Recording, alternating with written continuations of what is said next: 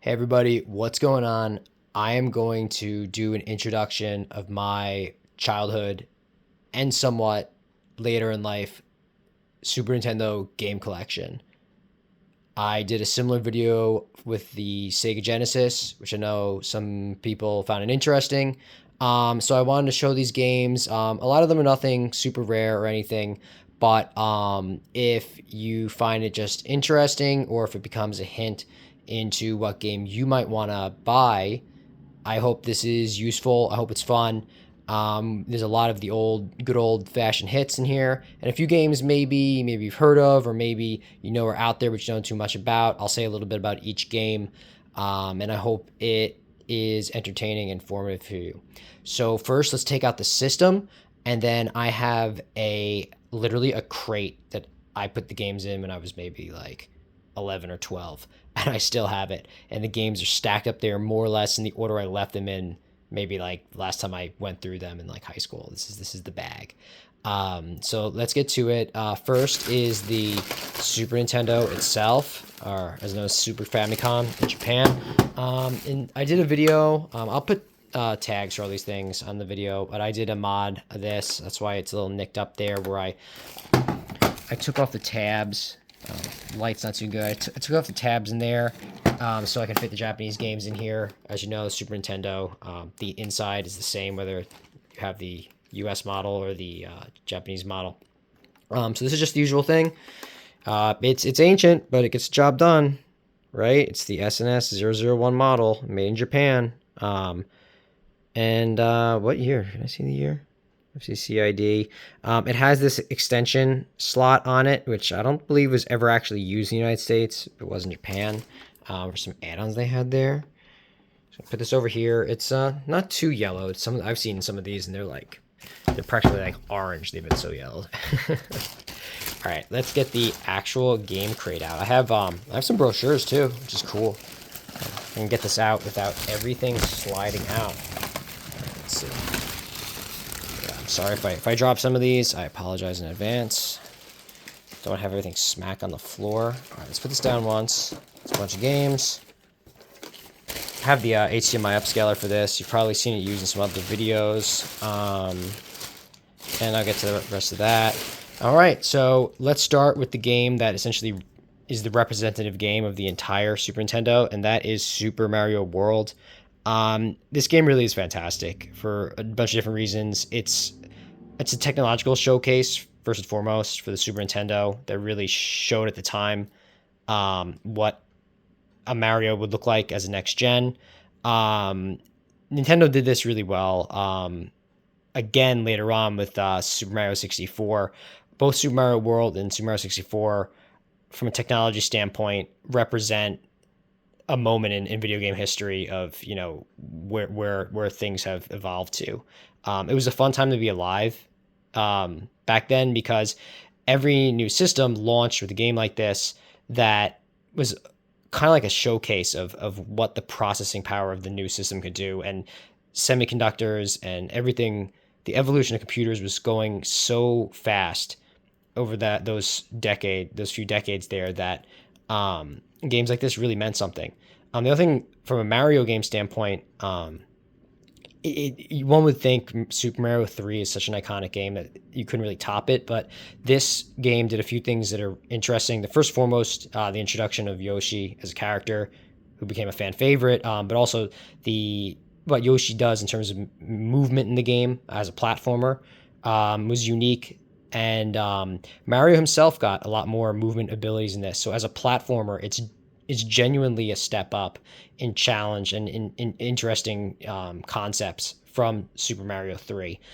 It's also arguably the first truly non-linear progression Mario game. I know you could use the warp pipes in the first game, or you could use the doors in the second one, or in the third one you had the flutes and stuff. But this one was a little different in the sense is that the world map itself was one giant world map, opposed to being broken up into world 1, 2, 3. Of course, the map itself is slightly broken up into chunks, but the map was really truly more fully transversable not just using an item to get across, but in terms of warp pipes all around. And it made for an interesting experience. Also, it made two-player mode more interesting because if you wanted to beat the game faster, two different players could go in different directions on the map and help each other out. So it made the game more dynamic.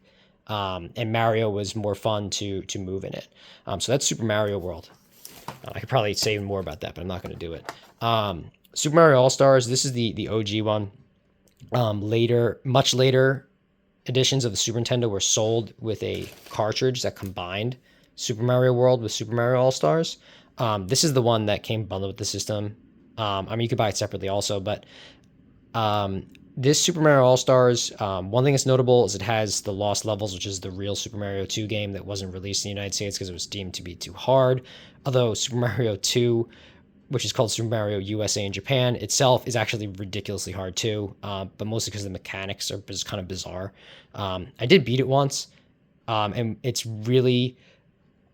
I remember being as a kid being literally irate at the end because the ending of Super Mario 2, the Super Mario 2 with the USC Super Mario 2 is so lame. It's just like, oh, it was a dream. Like it made me, it infuriated me. I was, after all how much effort I put into like trying to master that game, and that was the end. It was one of the few times I really almost regretted the effort I put into it.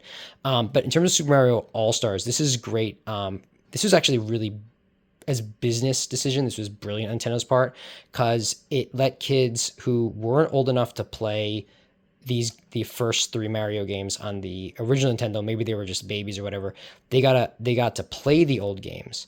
And then as they were playing them, you probably also had Super Mario World. So you're playing the old games, which have been reskinned here. So they look good. So you're simultaneously, again, showcasing what the Super Nintendo could do at the time versus the previous Nintendo.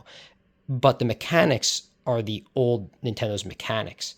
So then you go put on Super Mario World and you're like, wow, after playing Mario 1 and 3 on this, Mario can really move in Super Mario World. Wow, like Super Mario World really is a step up. So it's kind of a brilliant springboard that this was put out alongside Super Mario World because it's almost like a reverse concept that shows how much of an evolution this is, and also shows at the same time you're getting these great games.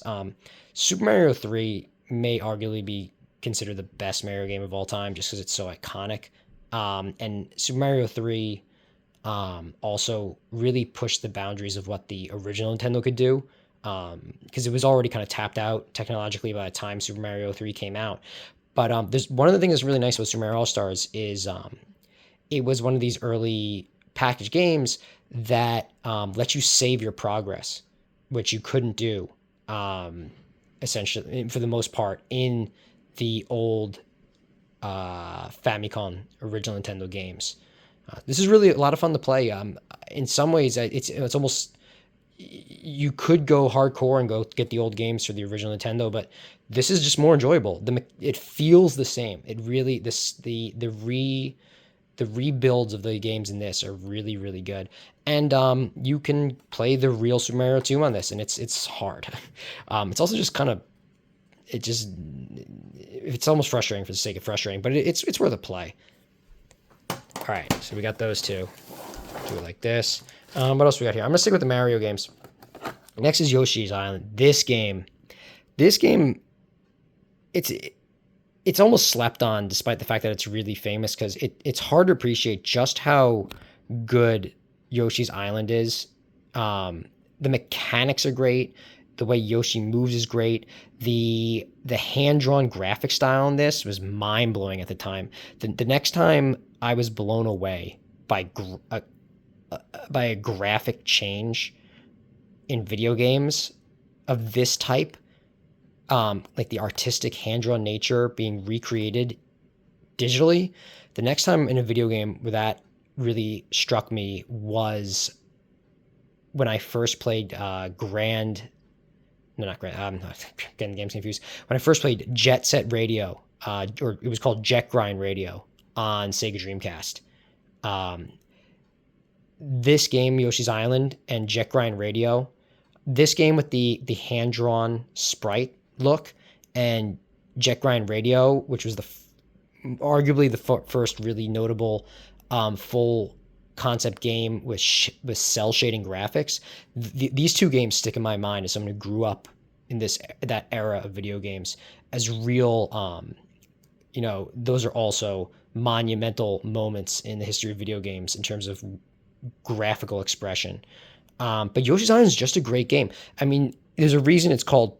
Sorry if this is blurry. There's a reason it's called Super Mario World 2. It's set technically kind of in the same dinosaur land or whatever it was in Super Mario World, and also Mario's a baby, Yoshi's there.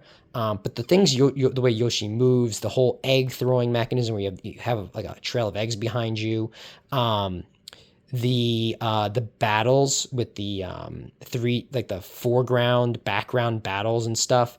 And what made this possible is you had the Super Nintendo, and this game I think is 1995, and Yoshi's Island and Donkey Kong Country also were both really impressive because they both these games showed how much more Super Nintendo had left in it, but at what was essentially halfway through its life cycle. Because it looked like this, even at the time, it looked like compared to some computer stuff going on that this was getting old, but it really wasn't. And one of the secret sauce in that is if you look at this game, you'll notice here, see the board on the left and right side. So the Super Nintendo games that have the extended board, for example, Super Mario All-Stars doesn't have it, right? Just in the middle. So I think it was around 1995 when these cartridges started coming out like this, and these ones have the secret sauce. In this cartridge, there's more inside this baby than the earlier games that came out in 90, 91, 92, 93, 94. What's packed in this cartridge is using the existing hardware, and there's just more built into it. All right, let's get to some other games. I'm gonna stick with the Mario stuff. I'll fix it later. Super Mario RPG. This game also really was mind blowing at the time. It was also hard to buy. I remember my dad. This is like I was begging him for this, and he looked all over for this. I think it was already like more or less booked and sold out. And we finally got a copy of it at The Wiz, which is a store that no longer exists. But if you're watching this and you've been to The Wiz and you know what The Wiz is, the stores were kind of like shaped like boats, or like they made them look like they were cruise ships. It was bizarre. They went out of business in the 2000s. But anyway, I mean, they were like a Best Buy. They're essentially Best Buy before Best Buy was there, or Circuit City. Is that even around anymore? Maybe that's gone too. Anyway, this game is amazing. The graphics were really good. The RPG system, it wasn't flat. It was a semi-active battle system where you have Mario, you choose your attack, but then you actively do your attack and you can time it to jump on the enemy more times, etc. It introduced a few new characters into what at this point was kind of a stale Mario story. You got like the Mallow, I think, and then there's like the Pinocchio-like guy from outer space, and Bowser's actually a good guy in this, which, in later games, Bowser's now shown up a bunch of times as kind of a pseudo good guy, but he was actually, becomes a playable character in this. This game also was notable because it has a whole subplot where Bowser actually like tries to Mario Peach, which was sort of knocked off. They kind of took that, either intentionally or unintentionally, lifted that part of the Super Mario Bros. Movie that came out in the 2020s from this, or maybe not. Maybe they were oblivious to it and they just did the same thing again, because the general plot of King Koopa, Bowser stealing Peach is out there. But it's a pretty long game, really good pacing. You don't feel like you're really that strong throughout the entire game. You're always feeling like you need to level up, but just enough to get through. Some of this game's kind of stressful for me at the time. I remember always being paranoid about whether I was strong enough to get ahead. But it was a really fun game. I really liked it. And at the end, you find like the most powerful weapons for each of your characters, and you get to the end, and it's pretty cool. The end boss guy, I still to this day don't really remember why he was a bad guy, like what the end goal of that guy was. But who cares? Because it was a fun journey. All right, let's do the Donkey Kong games. So Donkey Kong Country, this game was mind blowing. To see this thing on a cathode ray tube at the time, the motion capture thing they did with this, and the way the Donkey Kong, Diddy Kong moved, and then you would get on the animals and ride around. Donkey Kong Country, it is very much an it's very similar to Super Mario World in some ways in terms of the way you move around the world, although it's actually more linear in terms of progression. Um, but the levels are really clever, really cool. It's just a great platformer. Another um, really another monument to Nintendo platforming. And this started a dynasty. It's also was it Rareware, when they got involved here, that golden age of them working with Nintendo. But this was a fantastic game, and it's hard. Some of it's very hard. It's unforgiving. There's famous where it's was it minecart levels where you have to really time jumps, and they're not forgiving. But by that point, I was getting old enough that I could kind of do it. All right, let's do the next Donkey Kong Country. Donkey Kong Country 2. There are 3 Donkey Kong Country games for Super Nintendo. Donkey Kong Country 2, arguably, Diddy Kong's Quest might be the best one. Arguably. It's in some ways harder, some ways easier than the first Donkey Kong Country. It's the levels themselves are more complex. Diddy Kong and Dixie Kong's a great character. They did a great job in each of these games by swapping out characters and making them different enough that they were able to make different levels that were tailored to these different characters' ability sets. The original Donkey Kong Country, you almost always end up just using Diddy Kong because he's so much lighter, and then you just bring out Donkey Kong as the big guns to knock out enemies. But in Donkey Kong Country 2, it's all about Dixie Kong because she her ability to hover and stuff. So then Diddy Kong always winds up on being the B-side character. But they're great. Donkey Kong Country games have great background music. So does Super Mario World. So does Yoshi's Island. And so does Mario RPG. All these games have really great, catchy soundtracks. This is still, the age where that was a really important part of these games. Donkey Kong Country 3, I think this came out in 96, 97. This game is a very good-looking game. It's very polished. Was this Baby Kong? I forget what his name is. He's essentially they knock out Diddy and they put in this Baby Kong character who functions more or less as Donkey Kong. The plot in each of these games.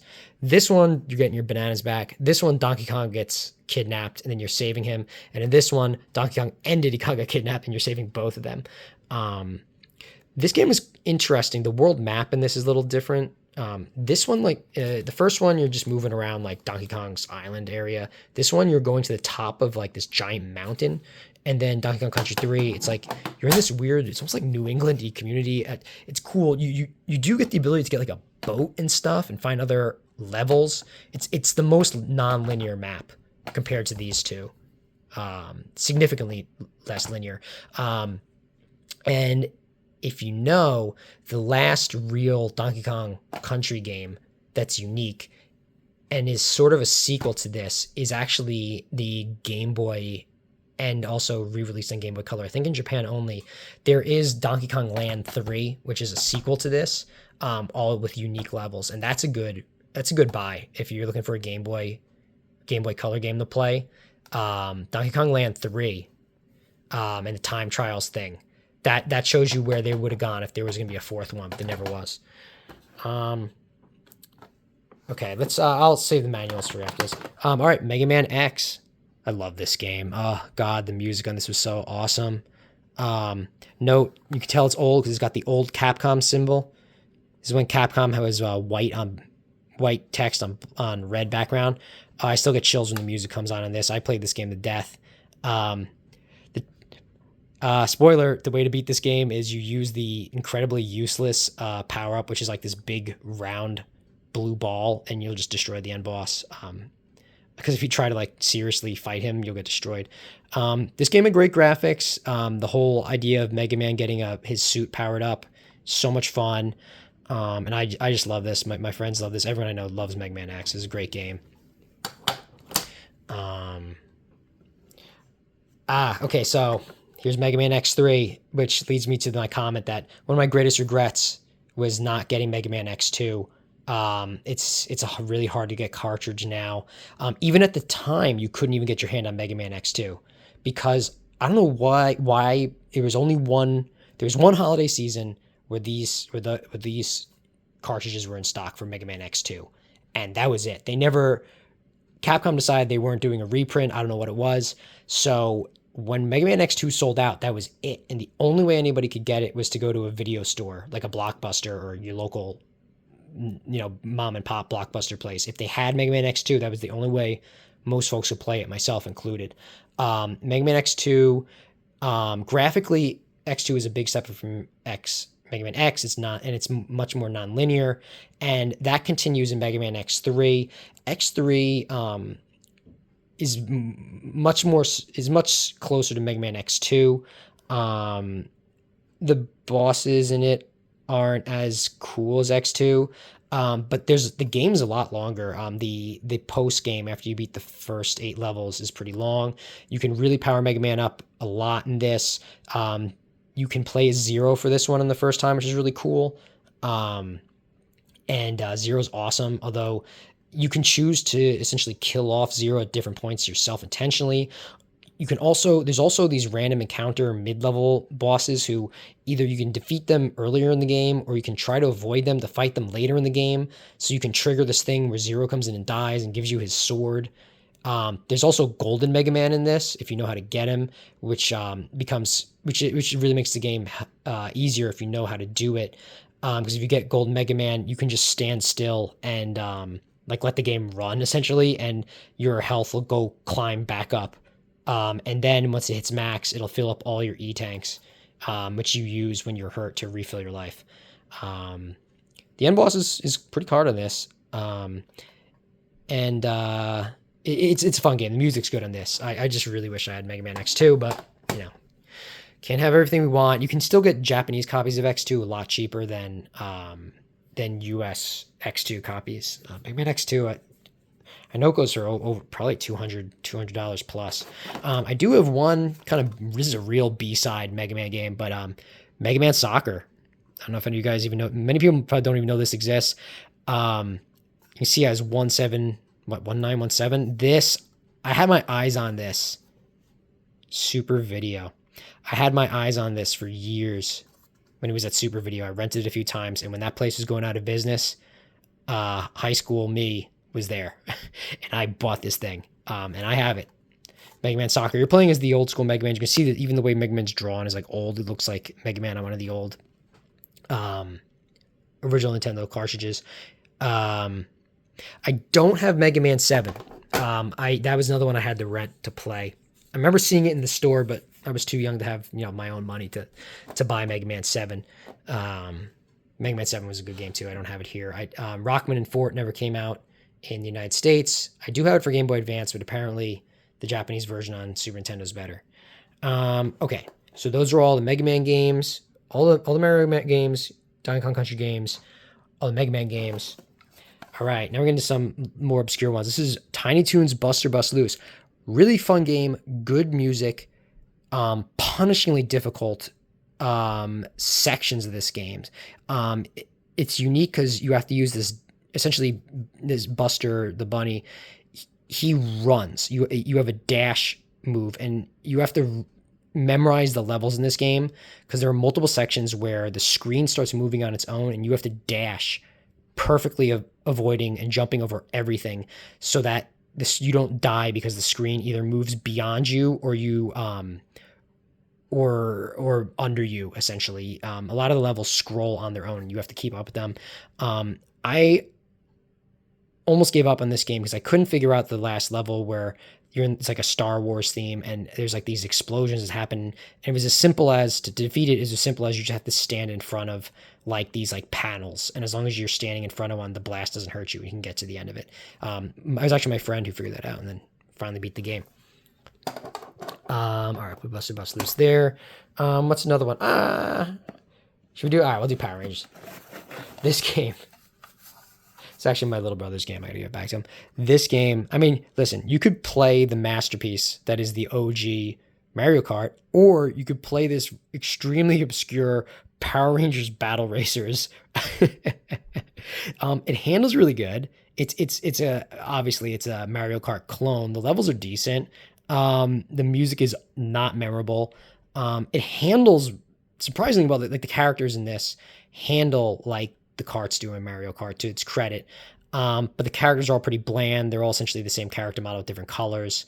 Um, yeah, Power Rangers Battle Rangers. This one's pretty obscure. Um, but yeah, I mean, hey, if you want to be the hipster and go against the grain, go get Battle Racers. There are a few other clone games like this, but this is one of the early ones that just kind of makes me laugh because it's such a place and time that doesn't exist anymore. Lion King, Super Nintendo version. This is one of the many pair releases. There was a Genesis version and then a Super Nintendo version. Yes, this is the one that has the infamous ostrich level that is more or less impossible for anyone to clear. As a kid, I could beat every level except that one, and I had to use codes to get around it. It does have the music from the movie in it. All right, let's keep going.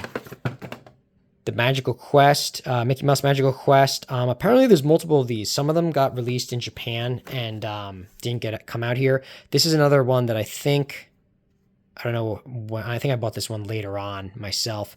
Rented it a few times at the store. I eventually beat this game, and to my extreme disappointment and chagrin, the ending to Magical Quest Mickey, this one, is the same as what I was complaining about earlier, Super Mario 2 USA. It's the same ending. At the end, you find out it's more or less like just a dream or something after all that effort and like defeating Pete. I was like, I was going to lose it. After all the childhood frustration, and I finally beat it, and then that was the end. Savings, a pretty decent one for last. I really love these games, and I kind of stumbled into them. I think I got birthday money once or twice, and these were on sale a bunch of times. This is Super Star Wars. Really great game. This is the bestseller edition, so you can tell I bought it later on. The Super Star Wars games were actually there are a lot of good Star Wars games. But of the early Star Wars games, these three, and this is the first of them, they're really good games. They're hard. They're hard, but fair. There's a few things that are really great about these games. They look like the Star Wars. They sound like the Star Wars movies. The music's good. The characters really look like them. Luke and Han and Leia, they're playable, and they handle like you would think they would if they were to become a video game. It's cool because it's really faithful to the original the original movies 4, 5, and 6 in terms of the levels, the order of the levels, what each of the characters is capable of doing at the points in the game. So it really follows the story in a way that's really cool. Playing this game makes me want to watch the movie, and watching the movies makes me want to play this game. I literally want to put this in right now and play it because it's super nostalgic, and they're really fun. I have all three. I made a point to get these. This is Empire Strikes Back. This one you start with Luke with the lightsaber. One thing that's cool about these games is they had cool 3D levels. This one with the sand speeder. This one has the Hoth level, and I think there's the X-wing levels in these too, and they're pretty decent pseudo 3D battles. They are a little hard because like you're kind of shooting at a flat screen in terms of the way the 3D stuff looks, but they're doable. They were hard. I remember them being frustrating, but I beat them. And here's the last one. Return of the Jedi. So I have all three of the Super Star Wars games. These are great, really great games. If you have a chance to play these or pick these up, they're not completely slept on. I mean, they're well-known games, but they're really enjoyable, and they sound and feel like the Star Wars ones. If you're a Star Wars fan, these are good games to play. They'll give you the vibes the old school Star Wars vibes that you like.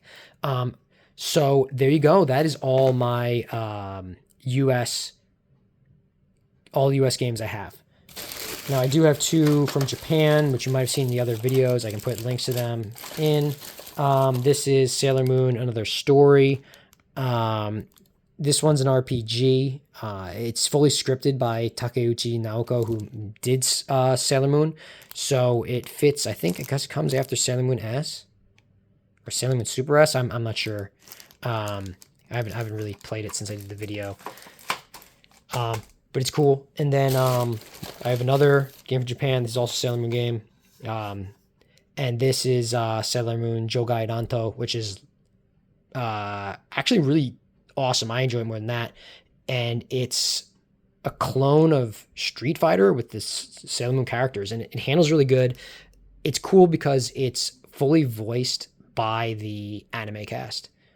So if you're a purist into Sailor Moon stuff and you want to go deep, this is your game. And it's fun. It's actually really fun to fight. The sprites look really good. The hitboxes are right. The commands are simple but doable, so you can pull off all their moves. If you're gonna buy some games in Japan, this is a fun one to have, just because it's so silly and it makes everybody smile when they're playing it. All right, so that's the full collection there. In here, what else in there? I got the controllers and stuff. I'm not gonna take all that out. I can show you real quick the manual stack I have here. Super Mario World, Mario All-Stars, Yoshi's Island, Mario RPG. Some of these are almost falling apart. Oh, look at that. Hi, Luigi.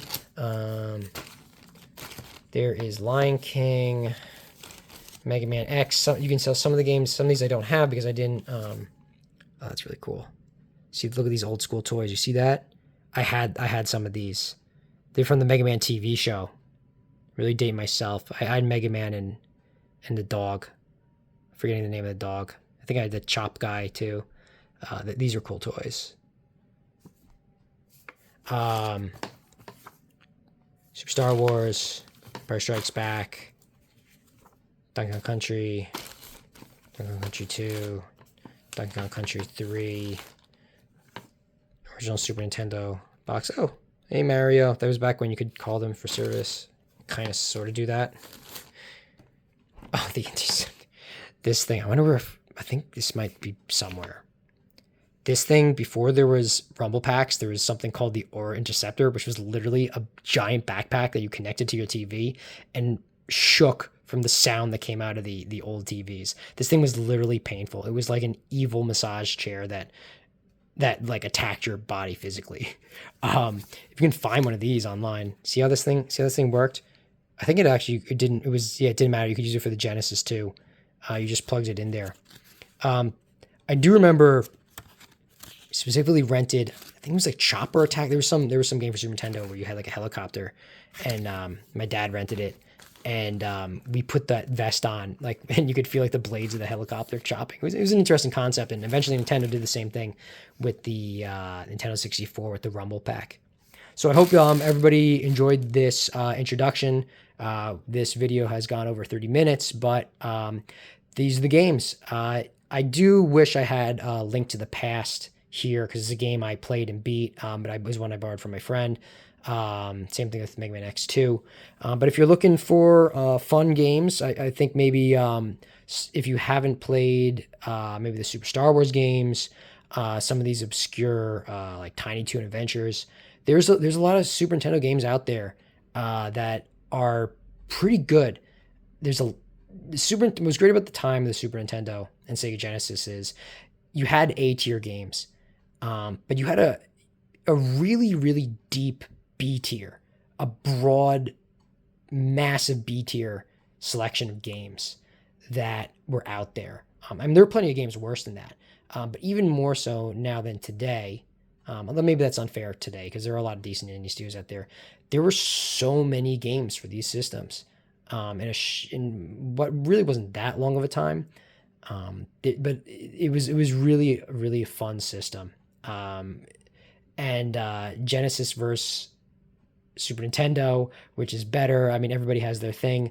I personally lean Super Nintendo just because the game selection for Super Nintendo was very unique, as was Genesis, but the type of game you got on the Super Nintendo and the type of games that were available on the Genesis, they kind of had different pockets of really good stuff. I don't have a lot of RPG stuff. I don't have Chrono Trigger. I don't have the Final Fantasies here. I didn't really play them till later. Um, I would love to get Chrono Trigger, but maybe I think the best way to play that game is the Nintendo DS version, and maybe I'll buy that later. Um, but I hope this was fun. I hope everybody liked this, and I hope you go out and potentially buy a Super Nintendo. It's fun to collect these retro games, and it's very rewarding to have them. These are ones from my childhood. I have real memories of playing these with family and friends, and even my grandparents. I remember snow falling outside, standing there while my grandpa marveled at the graphics of Donkey Kong Country. Um, there's a lot of fun to be had with video games, and the point isn't just playing them or having them as treating them as some financial asset. Although to a degree, now that I'm older, that's part of it. The idea of actually playing Super Mario World again at this point is like nails on a chalkboard. Like I have to be honest. Like I don't want to play these games again. I played them to death. They're great games, and they're great to have. And if you can get them on a virtual system, for example, Nintendo has the subscription service. Please consider it. And I guess at this point, I'm being given free advertising to Nintendo. But I hope this was interesting. And if you like this video and you want to see more, please subscribe and check out some of the other video game content on the page. Thanks everyone so much for watching. If you stuck through to the end of this, I really appreciate it, and I hope this was fun. Thank you so much.